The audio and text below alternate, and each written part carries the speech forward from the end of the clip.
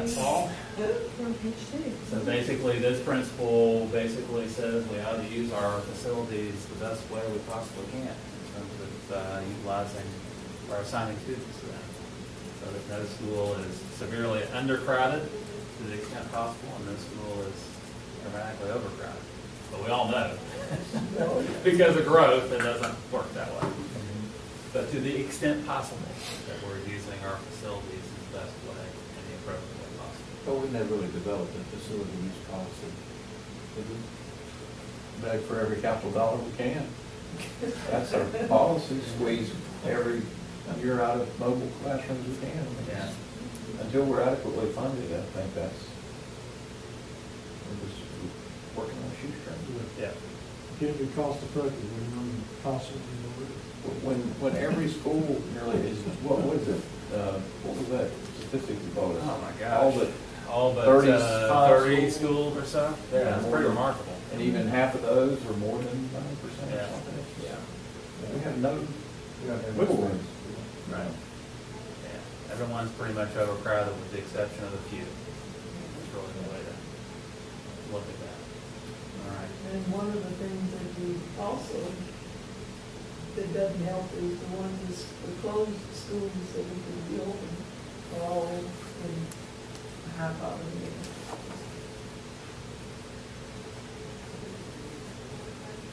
Yeah. So it doesn't help our diversity issues.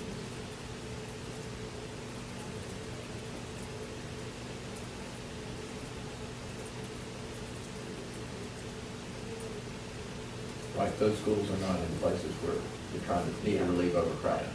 That's, yeah. That's right. So you put a magnet in a school, because of some, you know, be able to utilize the facility. Yeah. I mean, that's one strategy to look at. Yeah, I mean, Wilson's a good example of that. It's on the west side of town. It's right next to, obviously, West Met.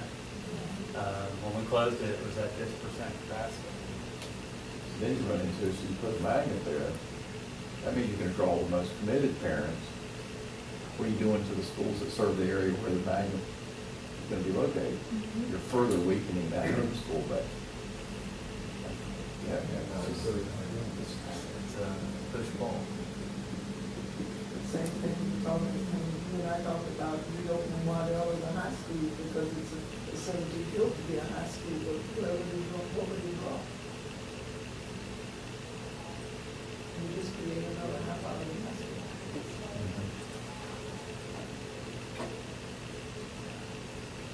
At the same time, we've got to relieve some of these overcrowded schools. Yeah. A good example is out of Whitewater. I remember drawing that and how frustrated Peter Gorman was because we couldn't draw two attendance areas that would give us two non-Title I schools. One school or the other ended up being Title I. He was really frustrated by that. It's only been the last 10 years, isn't it, that we've actually opened Title I schools? Rocky River. And then Title I. Pretty close. Yeah, pretty close. About frustrated. Yeah. We looked at them hundreds. Yeah. Okay. So now we're to the decision matrix. And this is the piece that I think was designed to help staff as we go through this process of assessing student assignment and looking at either proposed changes or changes that we need to make as a result of new schools coming online or to relieve overcrowding. We've had all those situations. We have done boundaries in the past to relieve overcrowding. Eastover is a good example of that. No new schools in that area, but certainly a different boundary configuration. So this is a priority order. And so just to kind of pick it up, in order to provide fact-based starting points, the board directs the superintendent and staff to include the following prioritized decision-making rubric to any proposed changes to the student assignment plan. So the key fact is include the following prioritized decision makers. Okay. So taking that as number one is homeschools, and then proximity will be based in priority order of, and then it describes how we define proximity. So the first definition is obviously travel distance from home to school. And then number 2, keeping entire neighborhoods assigned to the same school. And so the board has given staff some discretion in defining neighborhood. That can mean many different things depending on where you're at in the county. So they've given us that discretion. Y'all did that with Highland Creek this year, nearly killed me this girl. You did it, I mean, you did it. And then number 3, keeping whole elementary zones intact with the middle and then to the high. So you're trying to have the most aligned feeder pattern that you can possibly find. And that is frustrating too, trying to make that work. And I understand from Lerner that my predecessors have tried to, at least one of them is try to get town boundaries into this decision making. There is no town boundaries or city limits or requirements. And since my district is 75% small towns, I think that's, and believe that that should be a consideration in how the decisions are made. Now, is it a separate piece or is it part of a neighborhood, part of B or something of that nature? Could be. Sounds like it would be part of B if you Yeah. could do that. Because the whole town could be neighborhood. Could be. Yeah. But we don't Well, strategically and part develop of- a line around the town boundary. Part of what we heard was that there may be neighborhoods within a town, but the identity of the whole town was the town identity. It wasn't just their neighborhood, that wasn't their first thing. And so when we did divide towns, or when we had divided the towns, it was very frustrating. Because their identity, unlike other parts of Charlotte, like by the Midwood or Arc or some other places that that's an identity.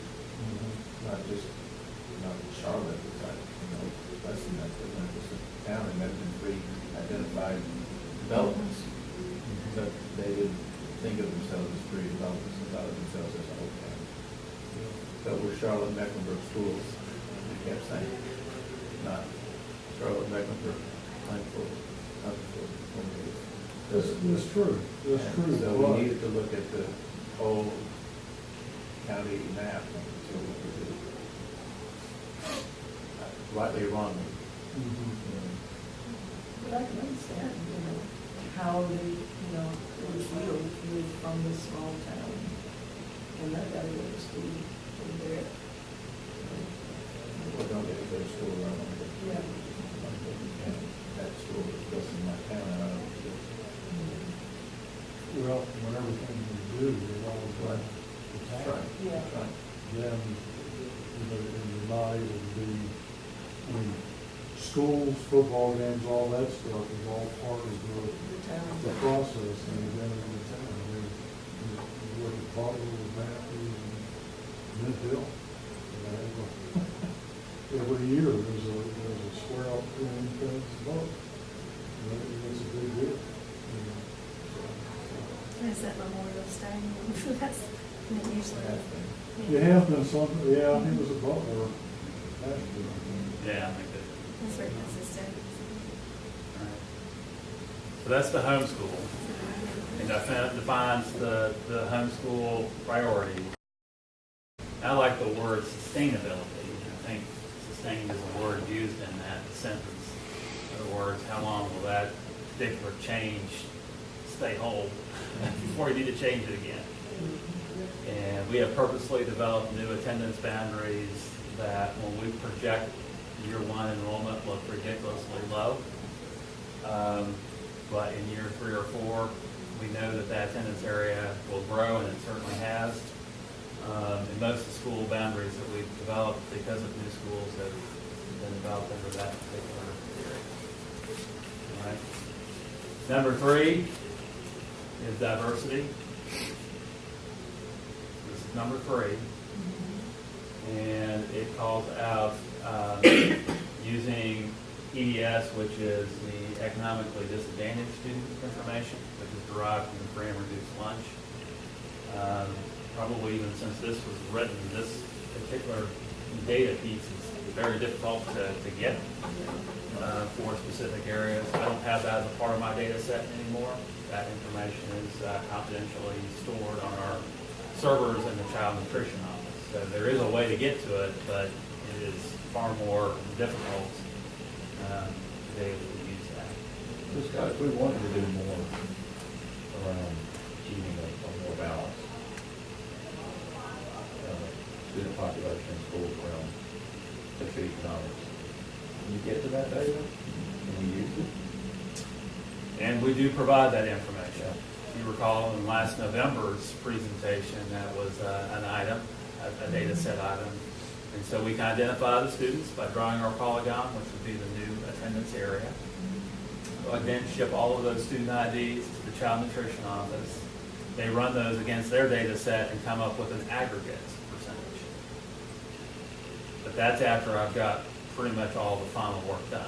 I can't real quickly on the fly, like I did in the past, be able to do that. I think at one time, we were even looking at dots on a map.